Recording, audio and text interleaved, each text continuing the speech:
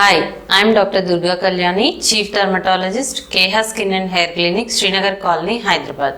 Today we discuss about what are the preventive measures for the acne and what are the treatment options for the acne. We have to follow some preventive measures to prevent the development of the acne. In that, first one is washing.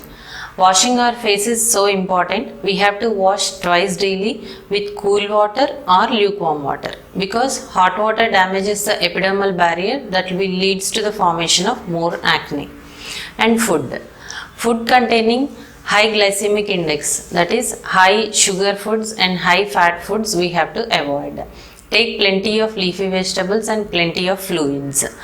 And you have to use sunscreen and moisturizer even though you are having acne prone skin, because that will moisturize your skin and prevents the formation of excessive acne. And sunscreen and moisturizer should be non-comedogenic.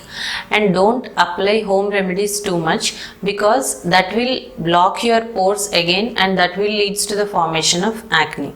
Don't treat your acne by your own remedies, and don't apply heavy makeup and heavy cosmetics for a long time in acne prone skin. Coming to the treatment options, in treatment options we have topical treatment options, oral options and procedural treatments. These treatments depends on the grade of acne. In grade 1 and 2 acne, we can treat it with topical treatments like clindamycin, adapalene and benzyl peroxide. Along with that, face wash containing glycolic acid and salicylic acid. And oral treatments. Oral treatments include azithromycin tablets, clindamycin tablets and minocycline tablets. In case of excessive acne and nodular acne, cystic acne, we can use oral retinoids also. Coming to the procedural treatments, we have procedural options like chemical peel, platelet-rich plasma therapy and lasers and intralesional steroids. If we cannot treat the acne with topical and oral treatments, and in cases of nodular acne and cystic acne, we can do this intralesional steroids. It reduces the inflammation and swelling of the acne and gives us clear skin. Coming to the chemical peel treatment, we can use glycolic acid, salicylic acid and lactic acid peels for the removal of the acne. We have to do 3 to 4 sessions depending on the grade of acne. For every 15 days we have to do 1 session. And platelet rich plasma therapy. We have to collect 10 ml of blood from the patient and we have to separate plasma and that we have to inject into the patient.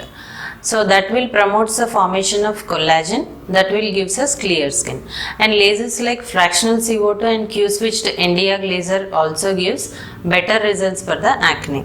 In case of hormonal acne, hormonal issues like polycystic ovarian disease and hypothyroid conditions, we have to monitor the levels of the hormones because excessive androgen leads to the formation of sebum that in turn formation of the acne. So we have to treat these hormonal issues before treating the acne. So acne is a most common chronic inflammatory disorder that we have to treat. Treatment depends on the grades of acne. For that, you have to consult a proper dermatologist and proper center for the treatment options. In next sessions, we'll discuss about what happens if we untreat the acne and what are the treatment options for the acne scars.